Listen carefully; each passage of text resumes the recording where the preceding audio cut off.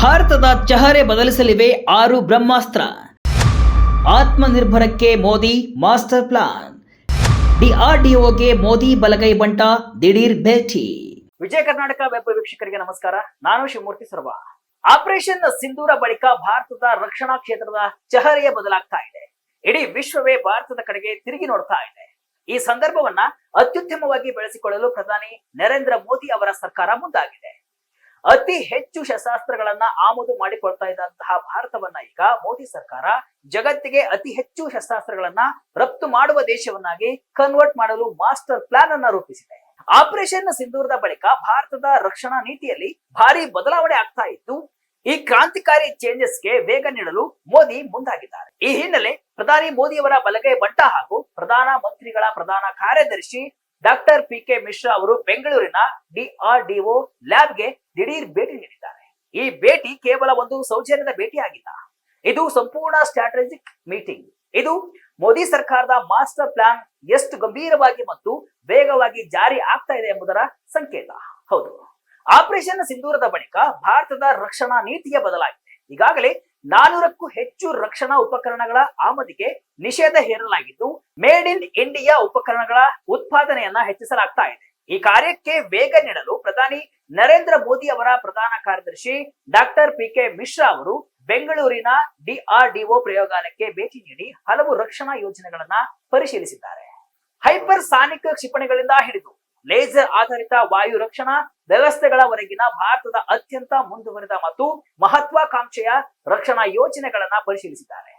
Doctor P K. Mishra ಅವರ ಭೇಟಿ ಭಾರತದ ಮುಂದಿನ ನಡೆಯನ್ನ ಬಿಚ್ಚಿಟ್ಟಿದ್ದು, ಜಾಗತಿಕ ಶಸ್ತ್ರಾಸ್ತ್ರ ಪೂರೈಕೆದಾರನಾಗುವ ಮೋದಿ ಸರ್ಕಾರದ ಮಾಸ್ಟರ್ ಪ್ಲಾನ್ ಹೊರಬಿದ್ದಿದೆ. ಅದಲ್ಲದೆ ಡಾಕ್ಟರ್ ಮಿಶ್ರಾ ಅವರು ರಾಡರ್ ಮತ್ತು ಎಲೆಕ್ಟ್ರಾನಿಕ್ ವಾರ್ಫೇರ್ ಯೋಜನೆಗಳನ್ನ ಮುನ್ನಡೆಸುವ ವಿಜ್ಞಾನಿಗಳೊಂದಿಗೆ ಸಂವಹನವನ್ನು ಕೂಡ ನಡೆಸಿದ್ದಾರೆ. ಈ ವೇಳೆ ಎಲ್ಲಾ ಯೋಜನೆಗಳ ಅಪ್ಡೇಟ್ ಅನ್ನು ಕೂಡ ಅವರು ಪಡೆದಿದ್ದಾರೆ.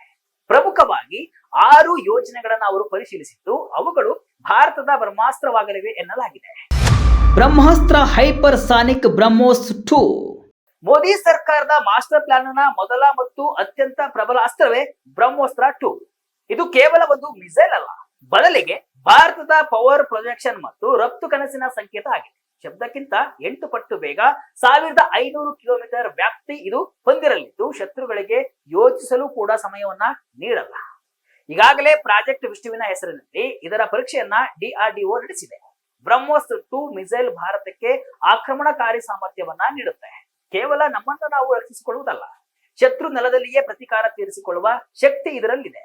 ಇದು ಹಿಂದೂ ಮಹಾಸಾಗರದಲ್ಲಿ ಭಾರತದ ಶಕ್ತಿಯನ್ನ ಬಲಪಡಿಸಲಿದೆ. ಇಂತಹ ಅತ್ಯಾಧುನಿಕ ತಂತ್ರಜ್ಞಾನವನ್ನ ಜಗತ್ತಿಗೆ ಮಾರಾಟ ಮಾಡುವ ಮೂಲಕ ಭಾರತದ ರಕ್ಷಣಾ ರಫ್ತಿಗೆ ದೊಡ್ಡ ಬಲವನ್ನ ತರಲಿದೆ. ಭೂಮಿ, ಆಕಾಶ, ಸಮುದ್ರ ಮೂರೂ ಕಡೆಯಿಂದ ಇದನ್ನ ಉಡಾಯಿಸಬಹುದಾಗಿದೆ. ಈಗಾಗಲೇ ಬ್ರಹ್ಮೋಸ್ ಮಿಸೈಲ್ ಅನ್ನ ಪಡೆಯಲು ವಿವಿಧ ರಾಷ್ಟ್ರಗಳು ಮುಗಿಬಿದ್ದಿದೆ. ಅದನ್ನ ಕರೆಕ್ಟ್ ಆಗಿ ಉಪಯೋಗಿಸಿಕೊಳ್ಳಲು ಬ್ರಹ್ಮೋಸ್ 2 ಅನ್ನ ಭಾರತ ಬಳಸಿಕೊಳ್ಳಲು ಮುಂದಾಗಿದೆ. ಆತ್ಮನಿರ್ಭರತೆಯ ಕಿರೀಟ ಎಎಂಸಿಎ ಸ್ಟೆಲ್ತ್ ಫೈಟರ್. ಮೋದಿ ಸರ್ಕಾರದ ಇನ್ನೊಂದು ಪ್ರಮುಖ ಯೋಜನೆ ಏನಂದ್ರೆ ಎಎಂಸಿಎ. ಇದು ಆತ್ಮನಿರ್ಭರ ಭಾರತದ ಕನಸಿನ ಕಿರೀಟ ಆಗಿದೆ. ಎಎಂಸಿಎ ಕೇವಲ ಒಂದು ಫೈಟರ್ ಜೆಟ್ ಅಲ್ಲ, ಬದಲಿಗೆ ಸ್ಟೆಲ್ತ್ ತಂತ್ರಜ್ಞಾನದಲ್ಲಿ ವಿದೇಶಿ ಅವಲಂಬನೆಗೆ ಅಂತ್ಯ ಹಾಡುವ ಸಂಕಲ್ಪವನ್ನ ಭಾರತ ಕಟ್ಟಿದೆ. 5ನೇ ತಲೆಮಾರಿನ ಸ್ಟೆಲ್ತ್ ತಂತ್ರಜ್ಞಾನ, ಸೂಪರ್ ಕ್ರೂಸ್ ಸಾಮರ್ಥ್ಯ ಇದು ಹೊಂದಿದೆ. ಈ ರೀತಿಯ ಯುದ್ಧ ವಿಮಾನಗಳು ಇದುವರೆಗೂ ಅಮೆರಿಕ, ರಷ್ಯಾ, ಚೀನಾದಂತಹ ದೇಶಗಳ ಬಳಿ ಮಾತ್ರ ಸ್ಟೆಲ್ತ್ ತಂತ್ರಜ್ಞಾನ ಇದೆ. ಇಂತಹ ತಂತ್ರಜ್ಞಾನವನ್ನ ಭಾರತವೇ ಅಭಿವೃದ್ಧಿಪಡಿಸ್ತಾ ಇದೆ. 2035 ಅಂತ ಟಾರ್ಗೆಟ್ ಇಟ್ಟುಕೊಳ್ಳಲಾಗಿದ್ರು ಕೂಡ ಅದರೊಳಗೆ ಇದು ತಯಾರಾಗುವ ನಿರೀಕ್ಷೆ ಇದೆ. ಇದು ಸಾಧ್ಯವಾದ್ರೆ ಭಾರತ ವಾಯು ರಕ್ಷಣಾ ವ್ಯವಸ್ಥೆಯಲ್ಲಿ ಸ್ವಾವಲಂಬನೆ ಸಾಧಿಸುವುದಲ್ಲದೆ ಬೇರೆ ದೇಶಗಳಿಗೂ ಇದನ್ನ ಮಾರಾಟ ಮಾಡುವ ಸಾಮರ್ಥ್ಯವನ್ನ ಪಡೆಯಲಿದೆ. ಈ ಮೂಲಕ ರಕ್ಷಣಾ ಉಪಕರಣಗಳನ್ನ ಖರೀದಿಸುವ ಭಾರತದಿಂದ ಶಸ್ತ್ರಾಸ್ತ್ರಗಳನ್ನ ಮಾರಾಟ ಮಾಡುವ ಭಾರತದ ಅಡೆಗಿನ ಜರ್ನಿಯ ದೊಡ್ಡ ಹೆಜ್ಜೆಯನ್ನ ಭಾರತ ಇಡಲಿದೆ. ಸ್ವದೇಶಿ ರಕ್ಷಣಾ ಕವಚ project Kusha. Modi master plan ಹಾಗೂ ಡಿಆರ್ಡಿಒ ಚೆಕ್ ಲಿಸ್ಟ್ ನಲ್ಲಿರುವಂತಹ ಮತ್ತೊಂದು ಯೋಜನೆಯೇ ಪ್ರಾಜೆಕ್ಟ್ ಕುಶ. ಭಾರತವನ್ನ ಹೊರಗಿನಿಂದ ಬಲಿಷ್ಠಗೊಳಿಸುವಷ್ಟೇ ಒಳಗಿನಿಂದಲೂ ರಕ್ಷಿಸುವುದು ಮುಖ್ಯ.